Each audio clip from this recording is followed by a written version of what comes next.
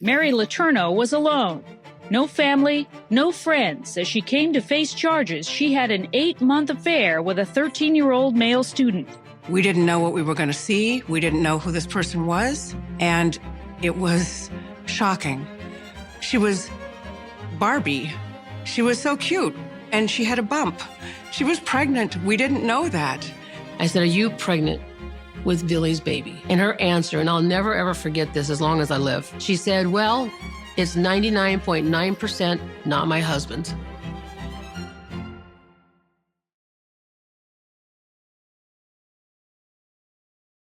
On February 25, 1997, in a quiet Seattle suburb, Linda Gardner, who was married to Steve Letourneau's cousin, faced a difficult decision. After much thought and a heavy conscience, she chose to take action on a serious accusation that Mary Kay, a teacher, was involved with one of her students. Accusing a teacher risked fallout for everyone, but keeping it to herself felt more dangerous. Early that morning, Linda made her first call to Child Protective Services. She shared her concerns and provided her contact information, only to be told that because the subject was a teacher, she would need to speak with the local school district. Frustrated but resolute, Linda pressed on and made a second call, this time to the offices of the Highline School District in Burien. She insisted on speaking with someone in leadership, telling the receptionist it was urgent. After briefly explaining her concern that a teacher was allegedly involved with the student, Linda was told that her information would be passed along and someone would be in touch soon. Not long after, a district administrator called Linda to hear her account directly. Although Linda wasn't certain about all the specifics, not even the student's full name or which school was involved, the administrator listened and reassured her that he would look into the matter.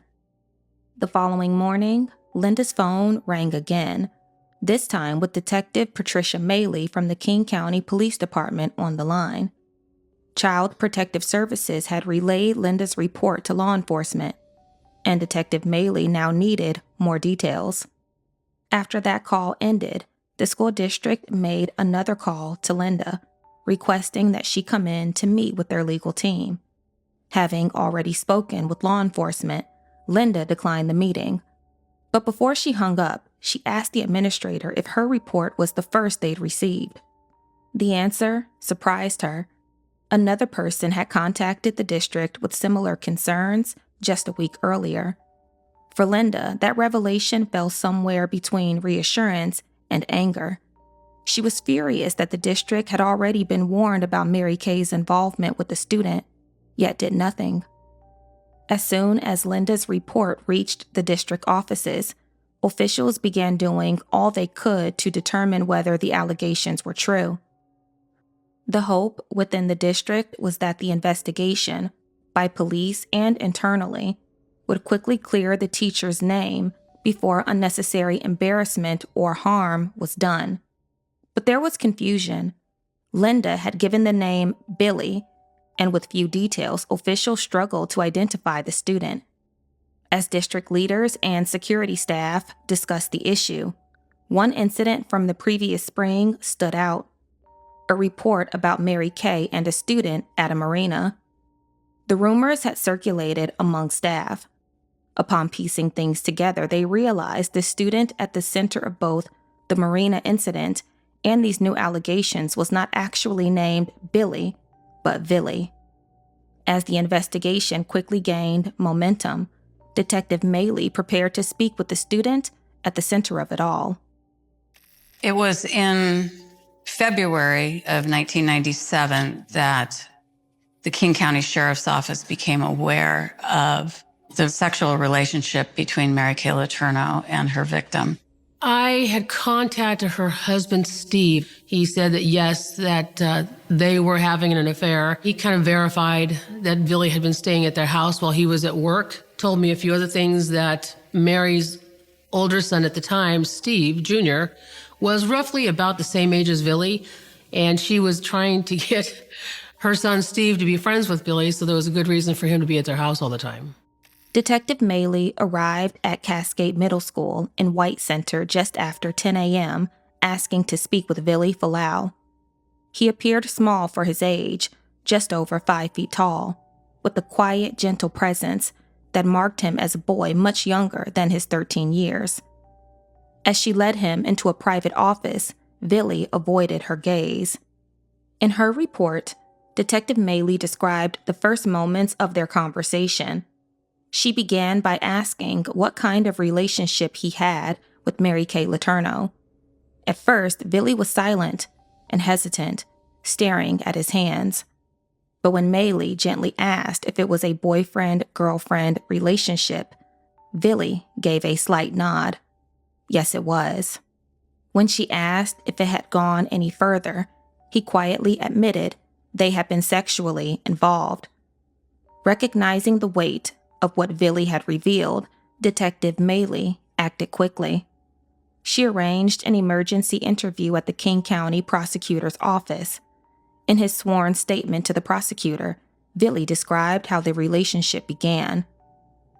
He said he spent the night at her house and it just happened. Mary's husband was working, the kids were asleep. They were in the den watching shows. Braveheart, he thought. She started talking about psychics, telling him a psychic said she'd have a hard life and would meet someone with dark skin. Then they just did it. Mary described her husband as abusive and warned Vili never to tell anyone about them. She could lose her job if their secret got out. Court documents allege the relationship began last June.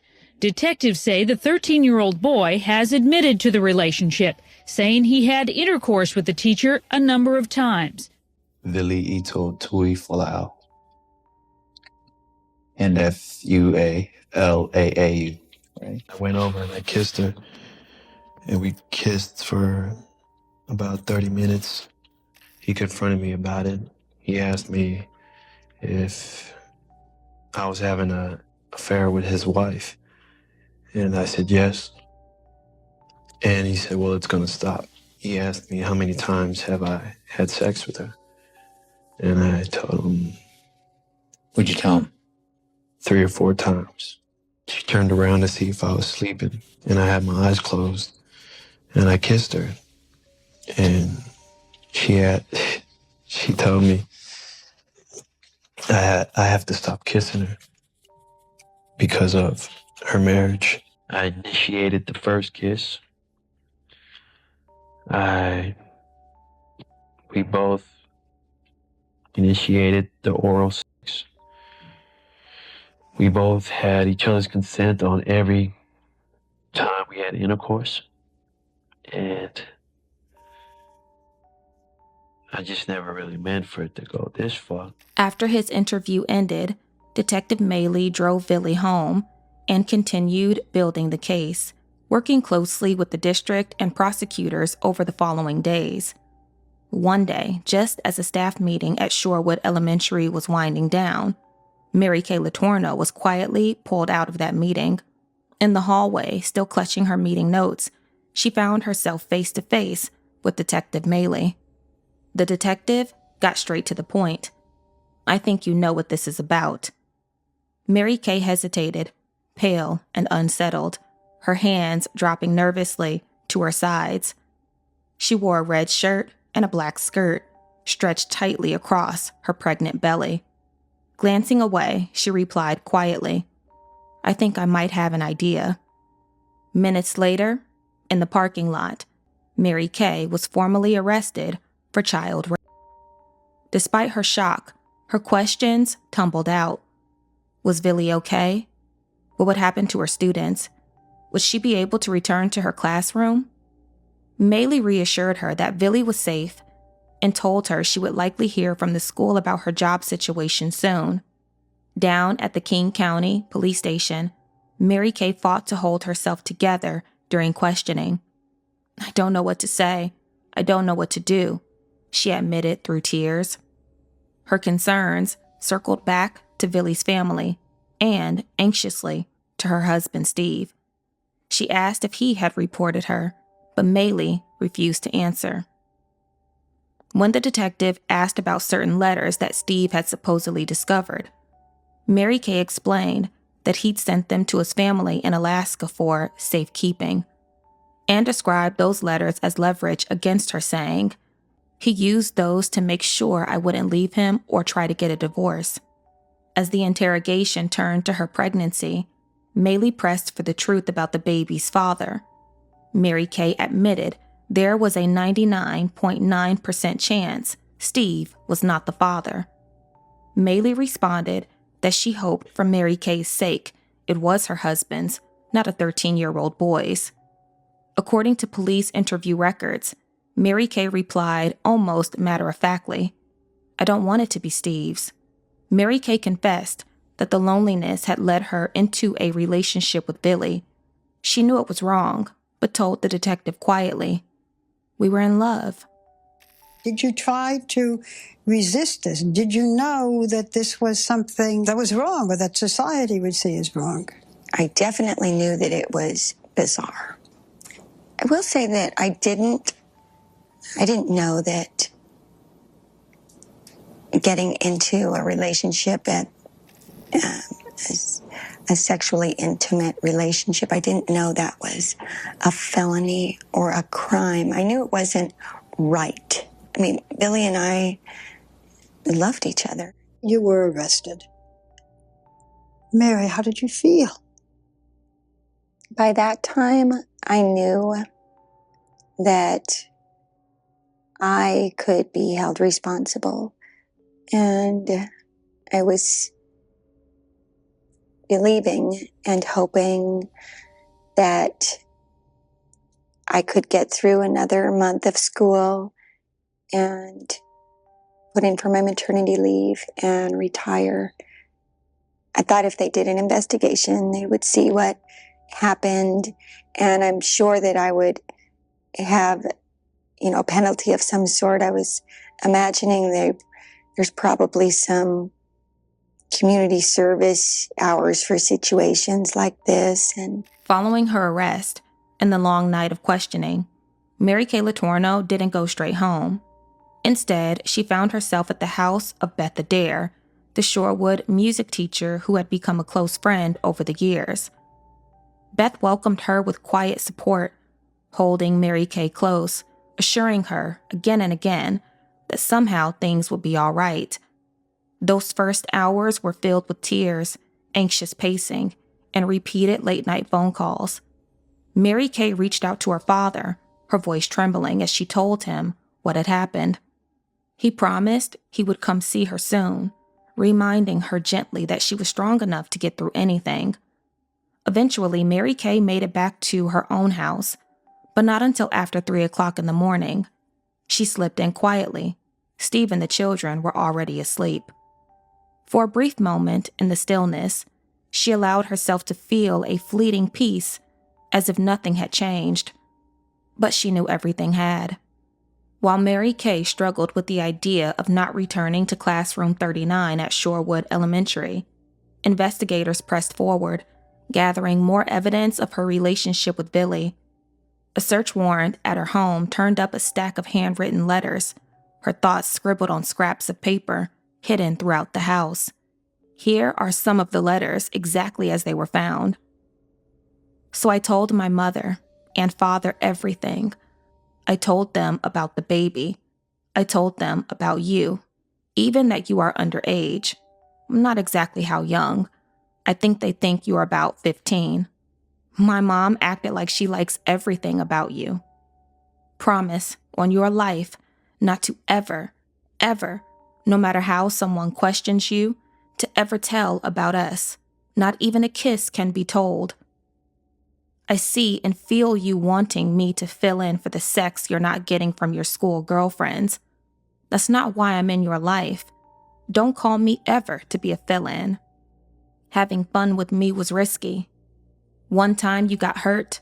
Sometimes you were just yelled at or questioned. Then Steve found out and you gave up on us. Call me as soon as it's safe. I know for sure you don't want me calling you at the wrong time. So you call. You are allowed to. So here we are. We had a dream. It was once upon a time, a fairy tale story about two people that were meant to become one, and did. But each day something new happens to me, and I always want to tell you. There was a moment where he said that he did say he was in love with me. And it scared me. And that was before anything physical between you both? He said he was in love? oh yeah. Yeah. Like, I don't know. Yeah, like weeks, a month. Did it feel like love to you back then, Vili? Yeah. I mean, for anyone, yeah. It's what you would, I don't know, for me, yeah. I mean, for anybody, first time, figure out what love is for the first time, that's all you know. So for what I know that it was back then, yeah, I would say that was real love. I'm trying to take a couple of steps back to when you first made that brave decision to say something to Mary. Was it initially on a dare or, in front of your mates? Yeah, it was actually, it started off that way with trying to get closer to her. Well, that was the reason. Of which I knew nothing about. Yeah, so that's how her and I started talking, was because there was that bet. And then, later down the road in the relationship, kind of just, the bet just wasn't even, it hadn't even crossed my mind anymore. So. Remember when you came to me to write, you said, wait. And this was when it was a very, very end of the school year. And I don't even think school was really, I think it was basically done. Things were closing up. But I was on my way out the door, and he said, wait a minute. And he said, how old do you think you're going to be when you die? And I said, I was really excited because I'm going to talk about my grandmother, right? And now I just said my mom's going to live till 100. But my grandmother, which is not even her mother, my father's mother, she really did live to 103. And so I was really excited because he had never asked about my grandmother or any, thing maybe beyond my parents. And I said, well, I'm going to at least be 100 because my grandmother right now is 100. And I'm most like her. And I started talking about how she still teaches piano, and she was 100, right? And I was really excited inside that he was interested in, I don't know. I was excited to talk about my grandmother, and he cut me off and he said, well, if you're going to be 100, then I'm going to be 80 because I'm not living another day in this world without you.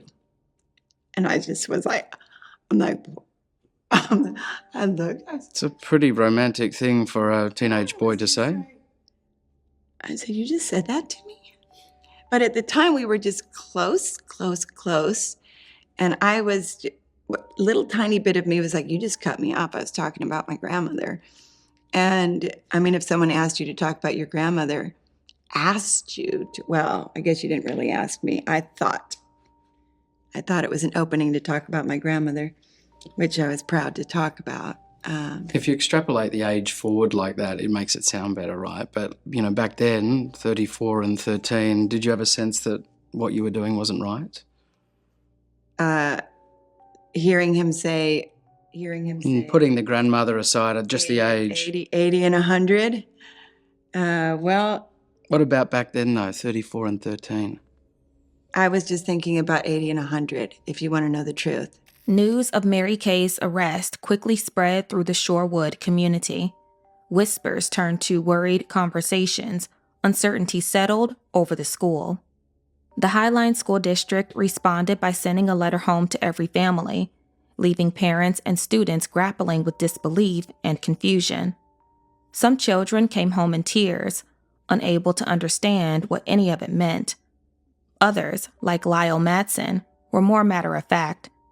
Handing his mother the envelope, he simply apologized, explaining that it was about Mrs. Letourneau and Vili. I should have told you sooner, he admitted quietly. It was kind of disgusting, so I didn't want to say anything. The reactions were as complex and varied as the community itself.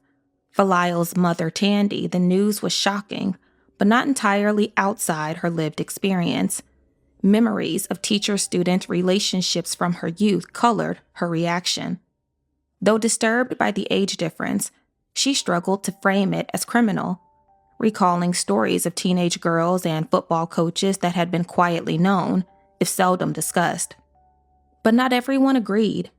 In a later interview, Lyle's father, Nick, pulled no punches. "It's child rape," he said flatly, rejecting any attempt at rationalization. "The boy is a child. I don't care if it was a woman molesting a boy or an older guy molesting young girls. She's a sick woman." The subject split their household, sparking arguments and forcing both parents to confront uncomfortable questions. Similar debates played out in households across the community. For some, like Danielle Johnson's twins, the affair had all the trappings of romance, a gentle artist swept up in the affections of a beloved teacher. Danielle herself, however, saw only manipulation and exploitation, and worried her children had been convinced by a dangerous fantasy. Yet, for a few, the news brought excitement rather than horror. Katie Ogden, a former student of Mary Kay's, saw nothing but romance at first. It wasn't until the larger world, news reports, adult opinions framed it as a crime, that doubt began to creep in. "The age thing didn't click," she later admitted. "When you hear that your friends are starting a relationship and they have liked each other for so long, they're just perfect for each other." I led the relationship. I made the first move. She said no a couple of times. And after that, we just started talking to each other. Started being friends a lot. The truth is, at the time, I did have a crush on her. And I was out front with her, told her everything. All my feelings I had about her.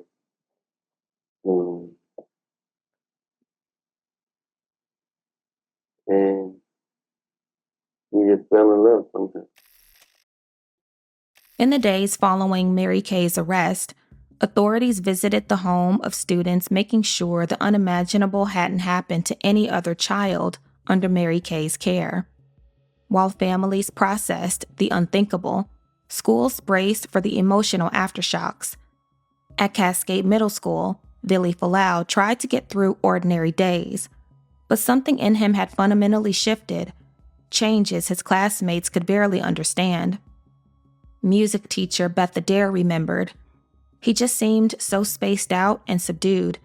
It was like the old Vili vanished overnight. Meanwhile, Mary Kay's arrest was everywhere in the headlines. Her face had flooded local news screens just hours after she tried, in person, to explain herself to Vili's mother, Suna Falau. The meeting took place at the marina, just steps away from the murmur of restaurants, yet deep in private pain. Suna, shocked and furious, brought a friend along, fearing she might not be able to contain her anger if left alone with Mary Kay. When the two mothers met, close in age but now on opposite sides, Mary Kay handed Suna a letter, searching for the right words. But for Suna, there could be no comfort in any of it. Suna later told reporters, "She kept saying the sex was wrong, but I do not believe that she fully understands that she had crossed the boundary that should have never been crossed. She never said, 'I'm really sorry.' And it goes back to that. I think she's crazy. She really needs help because I think she's living in fantasy land." In my mind, he wasn't an age.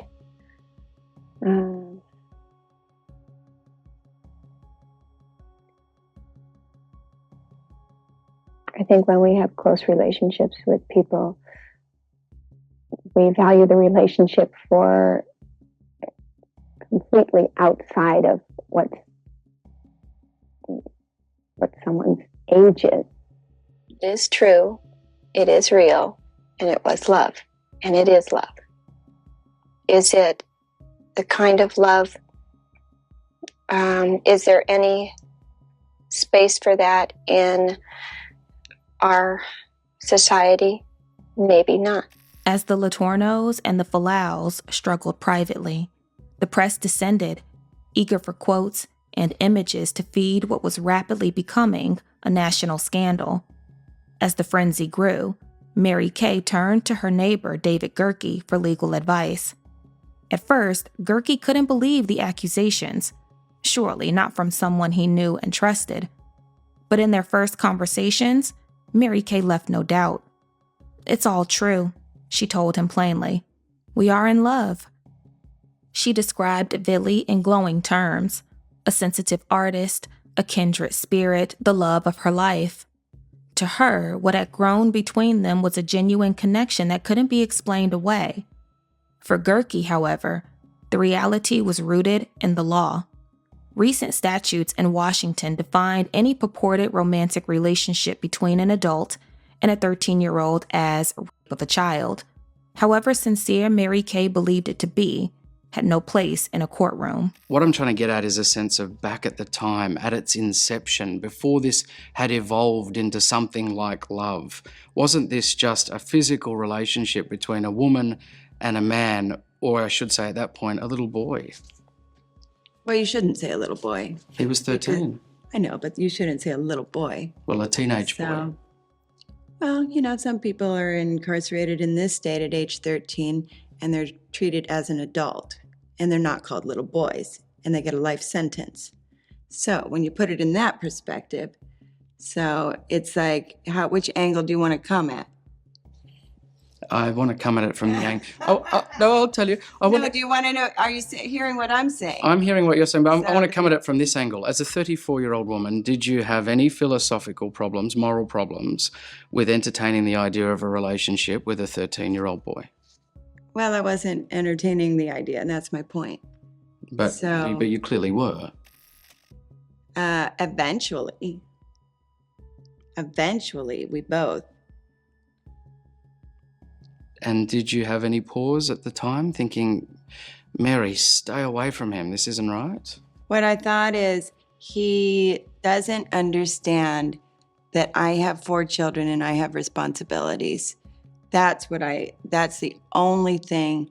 And you have to keep in mind that now it's 20 years ago, and sure, in the last 10 years, all across the world, the laws have changed and you'll even see, ever since Mary Letourneau, but see, that was 20 years ago. Now everybody has their eyes open and is aware. Surely, I hope every teacher, and forget about even the teacher part, I would hope that every adult that's a female, regardless of being a teacher, would know, after my situation, pay attention, because there are laws. You might think when you're in a world, we were close, and no, we weren't thinking about those things. No, I wasn't. There were no laws back there were no situations. No, there were laws. There were laws, Mary. The law was statutory right. For males. And if you look historically, it was a male only. And then the laws changed when equality. Let's go, Matt, on this. You want to? Because I'm ready. Sure. Okay, so the Equal Rights Amendments from state to state here in the United States, and it even happened over in Australia, New Zealand, and what's called the Equal Rights Amendment. And what they did is they gender neutraled the laws. Prior to that, it was male only. It was a male only statutory rape. So when did somebody get on the news and say, hello world, or hello New Zealand, hello, or I don't know how you do your states over there, but if they're in states, nobody did a press release here in the state of Washington or in California, where I was from, and said, we have now changed the laws. It is no longer gender specific, a male only. When I grew up, sure, as a teenager, I knew that, oh, if that male, the males knew, because it was a well-known thing, because a lot of dads out there were saying, stay away from the daughters here in this house, because I'll get a shotgun out, because you're older, and I can go to the police, and it would be called statutory rape. I don't care if you love my daughter. You're 26, you're 30, whatever you are. And my daughter's only 16, 13, 15, whatever.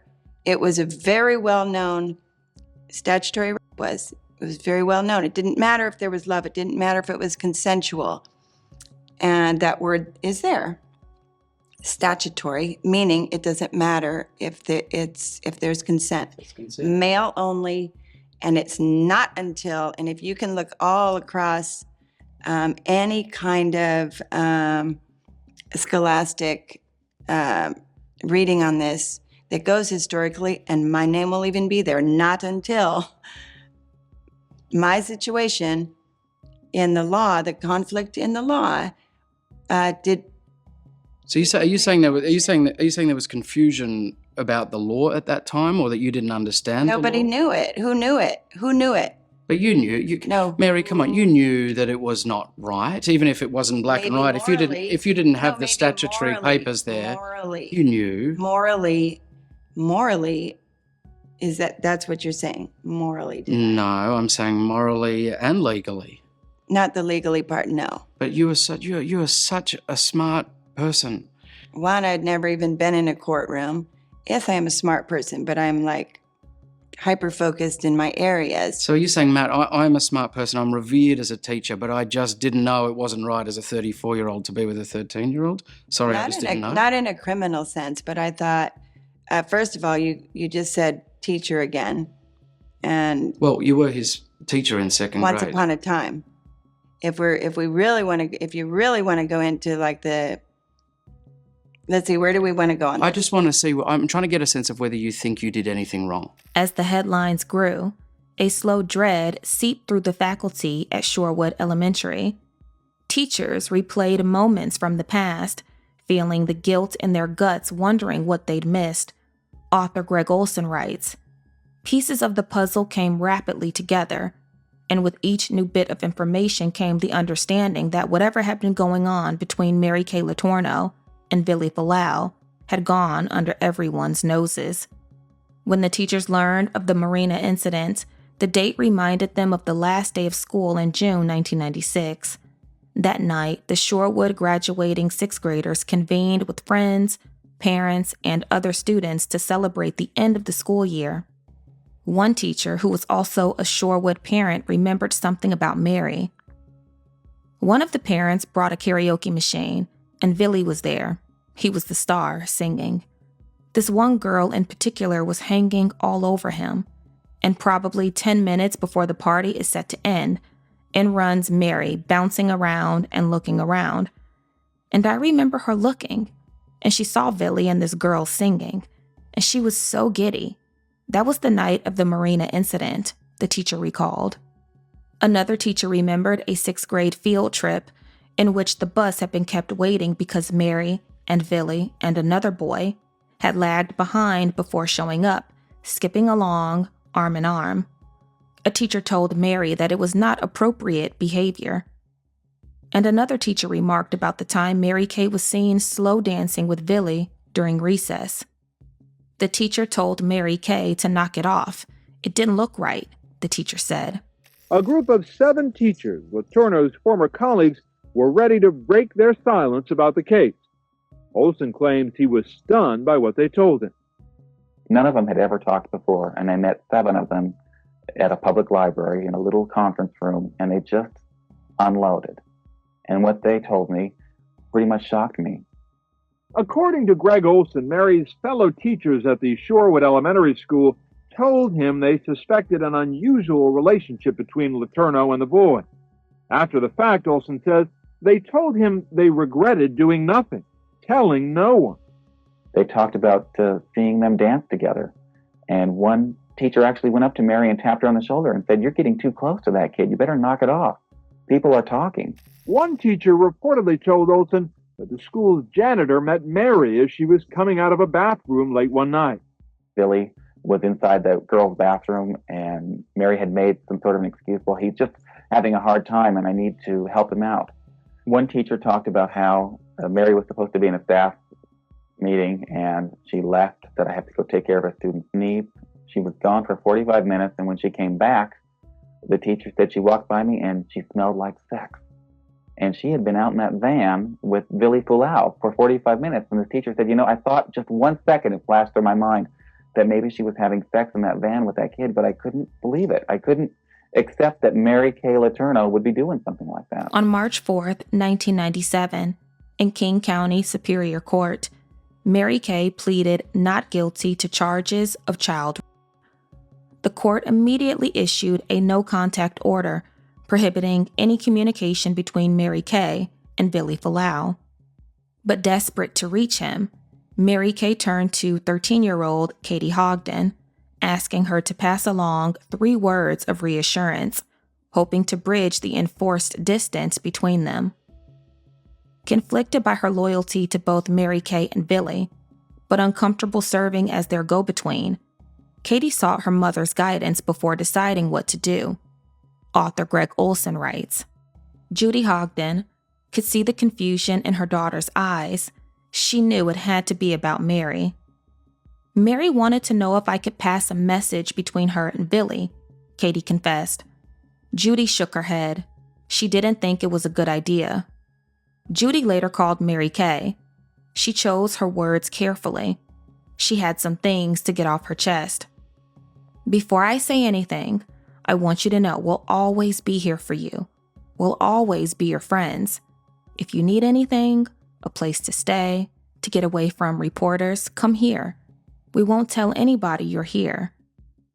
I don't approve of what you did, but that doesn't change how we feel about you.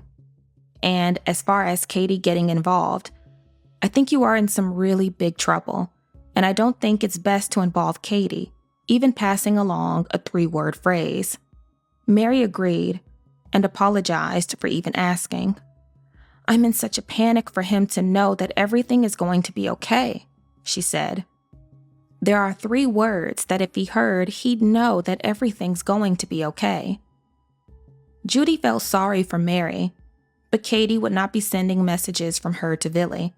I can't allow it, Judy responded. Katie phoned Vili after her mother got off the phone. She didn't know what the 3 words were, but if she did, she would have told him. Is she okay? Vili asked. Yeah, she answered. Is she crying? He questioned. Yeah, she is, Katie replied. When Mary knew that she was not going to be with Vili for a long time, because the courts had restricted their contact and some jail time was all but certainty, she asked Katie the same question she had asked so many others. Do you think Vili will wait for me? Wise as she was, Katie was only 13 years old. She tried to be kind, to keep Mary's spirits lifted, but she wasn't a liar. He may not be there when you get back, Katie said, but he'll remember, and he'll probably want to come back. I'm sure you'll always be friends. By the spring of 1997, life for those most deeply affected was unraveling, especially for the Falau family. At Cascade Middle School, Vili and his brother were named in a police report for violently robbing a classmate, taking a basketball jersey and a Vili jacket by force. The incident left one victim bruised and another threatened with violence if they called the police. Ultimately, both Falau boys were identified using their school yearbook photos. Behind closed doors, the Falau home felt less like a sanctuary and more like a battleground. News cameras outside only tightened the tension, making every argument feel louder, every mistake harder to bear. Meanwhile, at the Letourneau household, tension was also reaching a breaking point. As Mary Kay's due date approached, emotions ran higher, and in May, several arguments tipped into violence. On May 9th, Normandy Park officers responded to a 911 call and found Mary Kay with a fresh red mark across her abdomen. She told them her husband Steve had hit her during an explosive fight over a notebook where she'd written about his threats. According to Mary, Steve's anger became icy vengeance. "We want to see the law bury you and it can't happen soon enough," Steve allegedly told her. After that confrontation, Steve left but eventually returned. When Mary Kay informed him that the police had already taken her statement, she asked him to leave for his own sake, as she later recounted to police. Steve suddenly pulled away, and she felt the vehicle bump her and knock her down. She said she struggled to crawl toward the house, and at some point a neighbor came and took her to the hospital. Mary Kay was admitted for observation. She suffered injuries from the fall: a separated pelvic bone, a bruise on her left shoulder, and scrapes on her elbows and leg. In a conversation a day or so later, Steve's words revealed the depth of rage and heartbreak within the family. Confiding to a friend, Mary Kay said, "Steve said he wished he had killed me and the baby." Whole messed up thing about it is that she got married to someone she didn't love. She played with his head for 11 years. She told me she just had kids to make the family look better, just so her dad could be proud of her. On May 29th, 1997, in the midst of public chaos and private turmoil, Mary Kay gave birth to her fifth child, Audrey Bilal. In a dim hospital room, Vili cradled his baby daughter, Audrey, for the very first time. His hands shook as he counted her tiny fingers. At only 13, he was overwhelmed, love, fear, and confusion crashing through him all at once. In the months that followed, the pressure only intensified. Mary Kay accepted a plea deal and pleaded guilty to 2 counts of second-degree child rape. On August 4th, she entered King County Jail to await sentencing. Her future and Vili's now the focus of relentless national attention. A few weeks after Mary Kay was taken into custody, the story took on new dimensions. On August 21st, TV reporter Karen O'Leary interviewed Vili at a local park for a segment that would quickly make headlines. With his identity obscured, Vili spoke openly about his feelings for Mary Kay. He described the pregnancy as something they had planned together and said without hesitation that he loved her and wanted to marry her someday. On his finger was a simple silver ring, matching the one Mary Kay wore in jail. Engraved on the inside were 3 words, "I'll be there." Author Greg Olson writes, "When it came time for the interview, Vili considered the most appropriate venue. First, the inside of the house was all right. Then he thought the porch would be better. Finally, he said it would be best to tape it at a nearby park. Before they left, Vili washed off a stylized M with a heart that he had drawn on his hand like a mock tattoo. He was embarrassed and didn't want any kids to see it when he was on television. He was embarrassed not because the M stood for Mary, which it did, but because he thought friends would tease him for writing it on himself." Vili talked about an uncle who had started getting involved with an older girl when he was 12. The uncle married the girl, and they were still married. The story was interesting because it told O'Leary that Vili had been exposed to and accepted early sexual experiences within his family. O'Leary observed that Vili still cared for Mary Kay.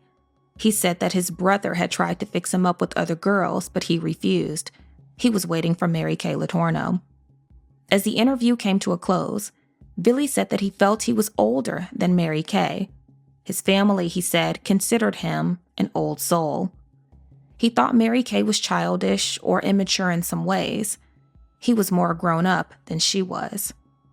As O'Leary later reflected, he was a very romantic young person in the way that kids who read books about princesses and dragons live. What about your children, Mary?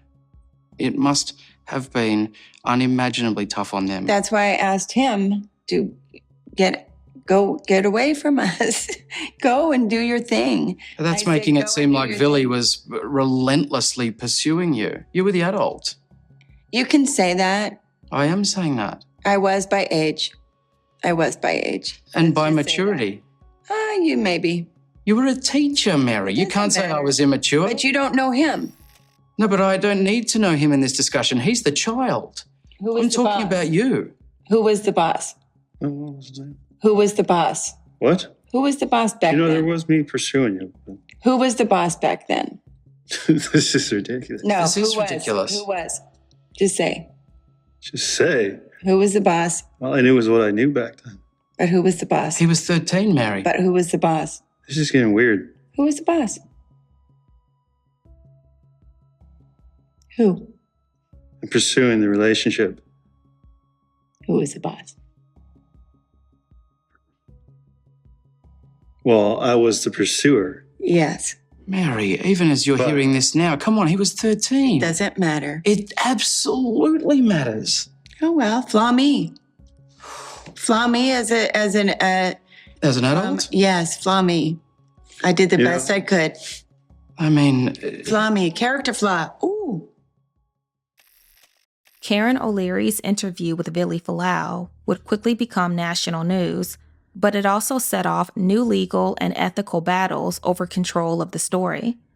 On August 22nd, just a day after the broadcast, attorney Bob Huff, who represented Mary Kay Letourneau and the Falau family, announced a lawsuit against O'Leary and her network. Speaking to reporters, Huff listed charges ranging from unlawful imprisonment and invasion of privacy to emotional distress, trespass, negligent hiring, and fraud. A major issue, Vili's mother, Suna, had never consented to the interview. She was at work when O'Leary and her cameraman arrived. It was Vili's older sister who allowed them to proceed. Huff's message was clear. The media was to leave Vili alone or risk further legal action. Meanwhile, Mary Kay's defense team continued to present her as a troubled but well-intentioned teacher in need of therapy, not prison. They painted her as a victim, emphasizing mental illness and a tragic mistake rather than criminal intent. At the same time, they attempted to cast Vili as the aggressor, despite his age, suggesting that he initiated or pursued the relationship. The strategy was clear.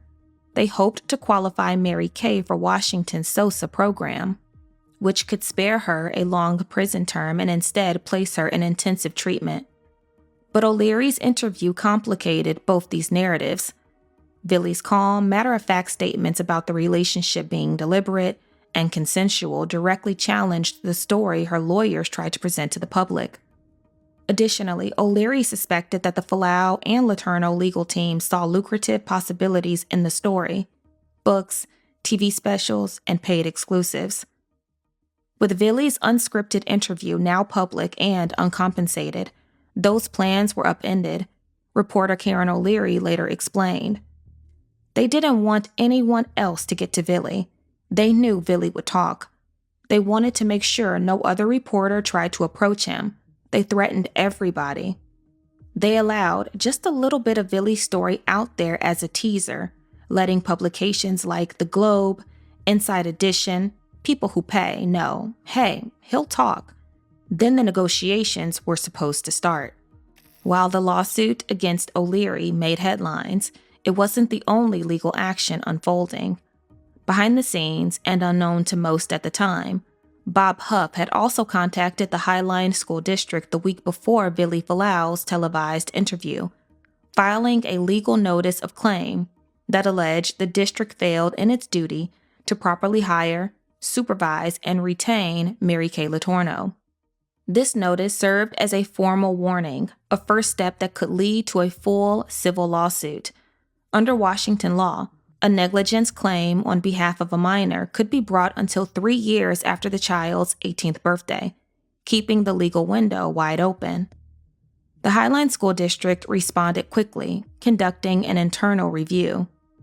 Officials ultimately concluded there had been no prior signs or official complaints of Letourneau's misconduct, and insisted they had acted in Vili's best interest based on what they knew at the time.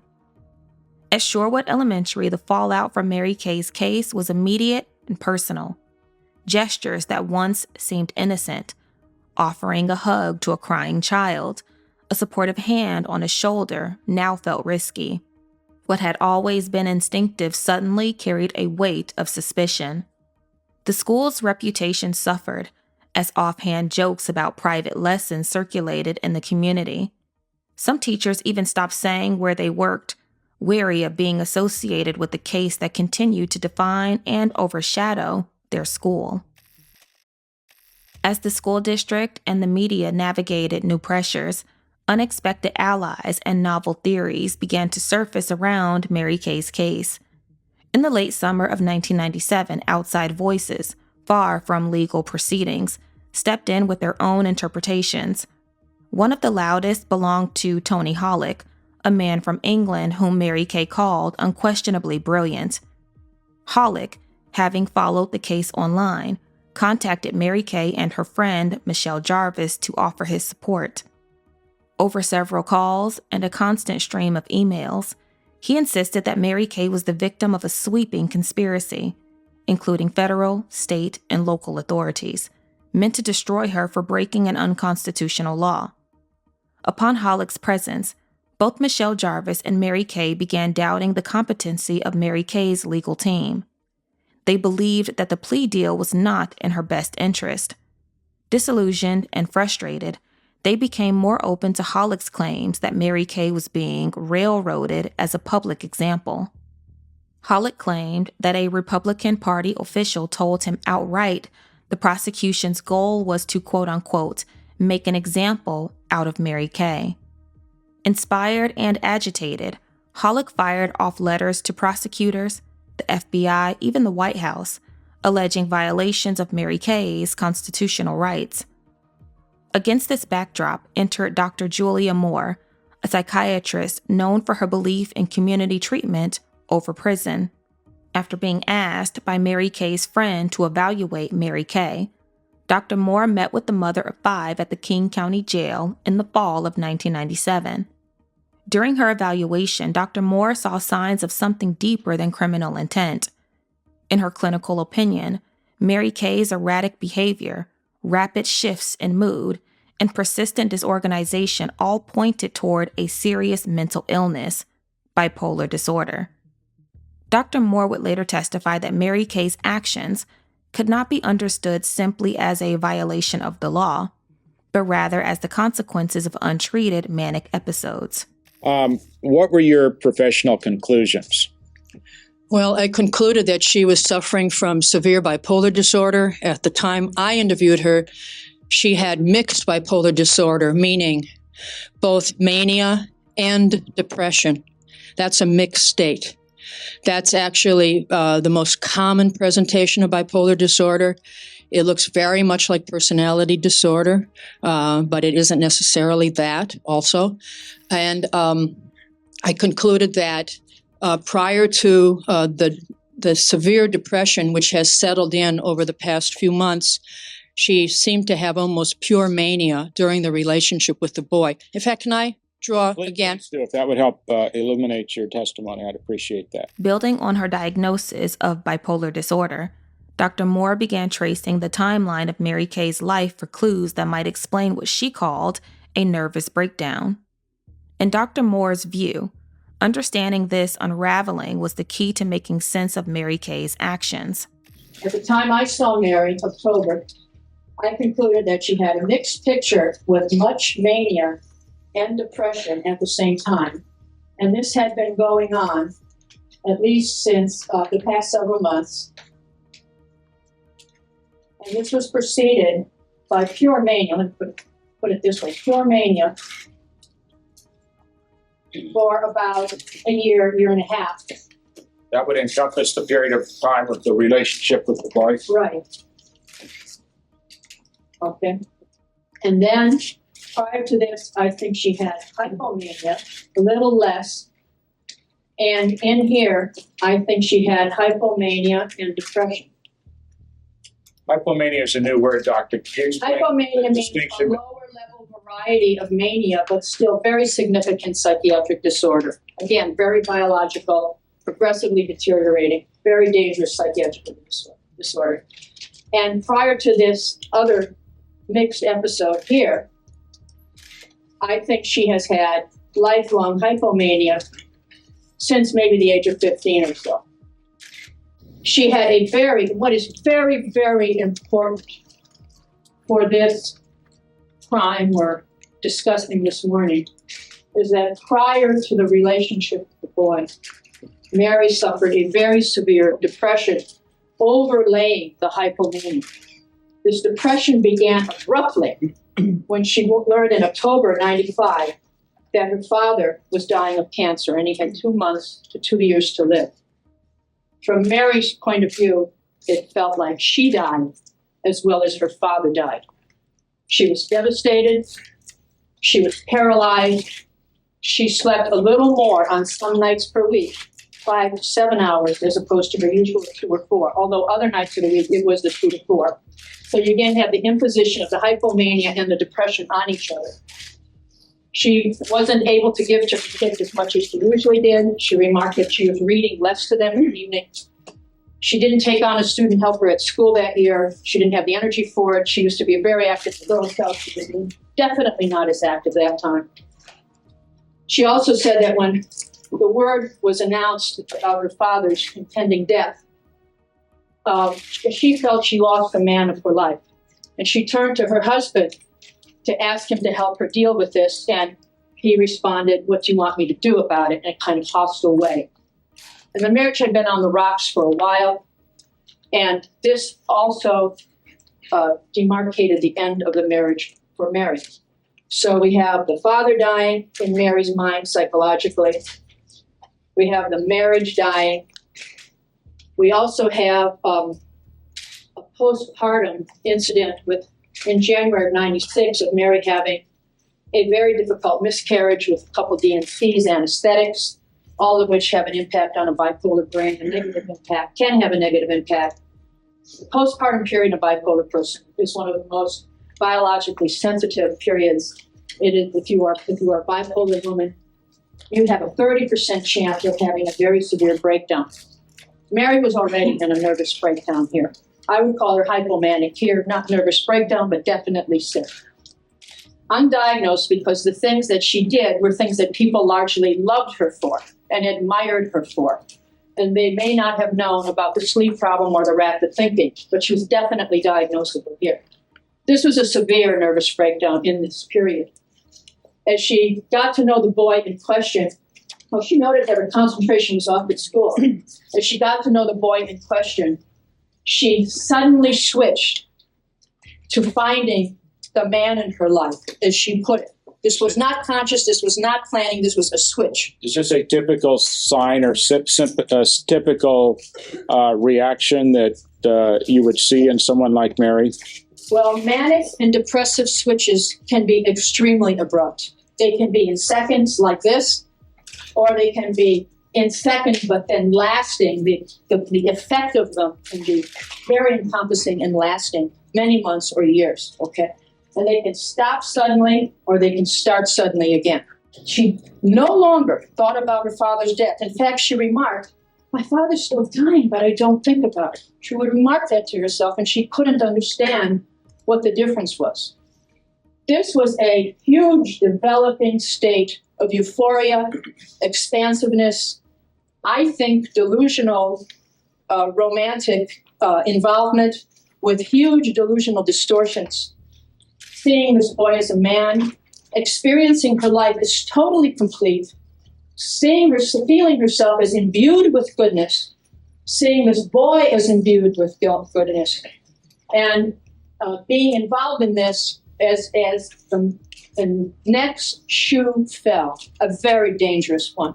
I should call it the guillotine falling, because she developed the final, most dangerous symptom in her symptom complex, which was pleasure in high-risk activities, little regard for the consequences, for the painful consequences. This is common in bipolar people in a manic or hypomanic phase. Definitely, it's one of the criteria.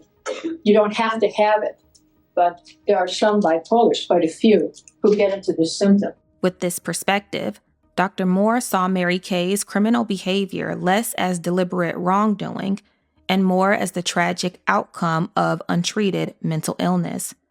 That belief guided her next steps. After overseeing a medication trial in jail, Dr. Moore reported seeing clear improvements in Mary Kay's symptoms, reinforcing her conviction that treatment, not prison, offered the best chance for recovery. In her testimony, Dr. Moore argued that with continued medication and intensive community-based supervision, Mary Kay would be far better served under Washington's SOSA program than behind bars. How do you fix it, doctor?